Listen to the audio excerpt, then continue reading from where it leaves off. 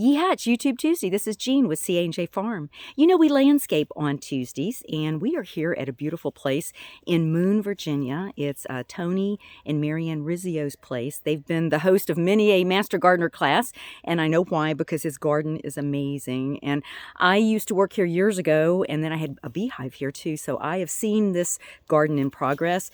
It is truly remarkable, and it's really how we should all garden. So I'm going to introduce you to him, and then he's going to show us around a little bit.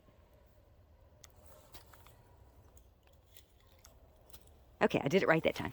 Okay, there's Tony. Oh, come on. Okay, Tony, just kind of show us around your garden a little bit. All right, well, the first thing you have to remember is that it's the middle of January, and gardens are not supposed to look this great this time of year.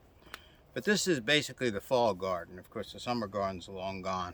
We've had several hard frosts. And what I was showing Jean here was Brussels sprouts.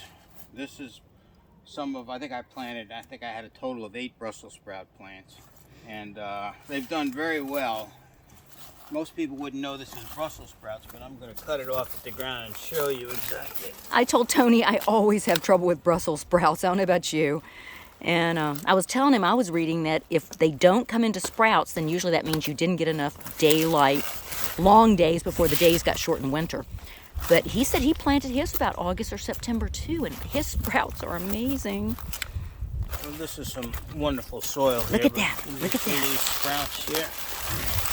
Now, Tony's garden is all raised beds, which is very smart and the way to go. And he has it pinned in with this wire that is a coated wire that is so great. I know I was telling him our wire, we didn't get the good wire, and now it's all rusty. It's good to get the good wire that's coated. That way it'll last. He said his has been here 10 or 12 years, and it doesn't have any rust on it. Well, we've been here since 2000, and look at that. I've had a garden. Look at those sprouts. Garden here for a long time, but it's probably the last 10 years I put this structure up because of the wildlife, between the deer and the raccoons.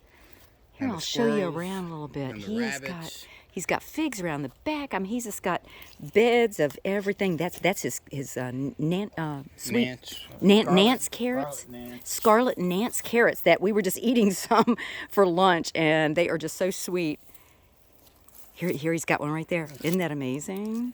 Yeah, these are really, really sweet carrots. He just washed that off, and we were eating them, and they were really good. But look at his beds. One thing you have to remember, most people don't know this, but carrots, the fall garden, is fantastic because you start your plants earlier than August, but you generally put them in the garden in August. And I'm talking about stuff like cauliflower, broccoli, Brussels sprouts, even the collards, certainly carrots. They go right through the winter. They're really tough. I even have some what is that plant over there? I can't think now. I have cabbage. Oh yeah, cabbages. And I have, what is that, Jean? You can see it here. It's celery. Oh, celery. Oh, okay. Celery plants. Look at that. Isn't that amazing? And he's got some amazing cabbages. Look at that. Look at these. They are just amazing. Do you start your stuff from seeds or starts? I used to start it from seeds, and now since I don't plant that many, like I'll only put in, 10 or 12 cabbages, and so it pays just to buy the plants. And right here at M&M, you got a wonderful selection of plants in spring and fall. So it's. I like M&M too. They do have good plants. I like green planters too, down in Gloucester Point too. Amazing starts. Here's a strawberry bed. Look at that. Yeah, the strawberries are. I had another big raised bed of strawberries last year, and I took some of the runners and I spaced them about a foot apart. Now these are going to make some wonderful berries. They're really the large berry. What kind do you grow? I think they're called Cabot. Cabot. Really big. Okay.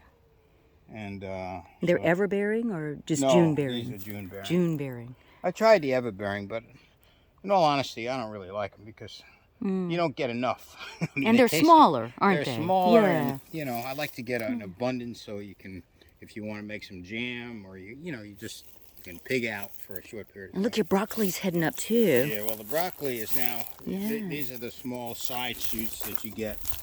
throughout the winter, but the big heads are You already took them. gone now. Yeah. But we come out here every week and we get a nice handful of smaller heads. I heard it's the same problem. If you don't get broccoli heads, that means it's lack of sunlight before the days get short. So maybe we need, whoever, me and others need to plant a little earlier in August maybe, or make sure we're in full sun. I'm just so impressed with those sprouts. Now, he's got a stand. We're going to finish up with a stand of asparagus back there. He has some really nice asparagus, and that's going to be my last job today here at his place. I'm going to be cutting back the asparagus and putting some compost in there. But it is a nice stand of asparagus. Yeah, I was telling Jean that I used to garden in Newport News, and I had like 1/4 of an acre, and I had all kinds of stuff, but really got away from me.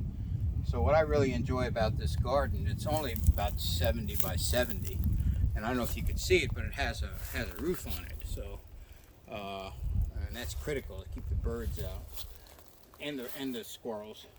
But what I like about it is that I can keep it pretty much weed free. I have this bed. This is a 4 by 12 raised bed, and I designated just for asparagus. And this will last probably 20 years.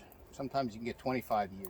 Wow. Particularly if you keep the weeds out of it. Yeah. So this bed, of course, has it's ready to be cut back, getting ready for the spring. And all you do is you go in here with a pair of pruners, and you just cut it off at the ground. Most of them are pretty well rotten. And just cut it off like so. Okay. Around. Okay. Well, something I didn't realize, these have berries. I tried asparagus a few times, but I always lost mine to the weeds. But look at the berries. And he was telling me these are the female plants. Female, right. Yeah, there's they have several varieties of berries. The growers particularly like the all male variety because the plant doesn't waste any energy producing seed and for the new crop. So since they last 25 years, you don't need any new plants. And these are all hybrid, so they're select varieties. I don't know. Now, Tony was one of the Matthews Master Gardeners, too. We weren't in the same class, though, were we? I was in 98 with Susie Jones and them. Were we in the same class? Yeah, we were in the same class. Okay, we were in the same class. I couldn't remember. It's been so long.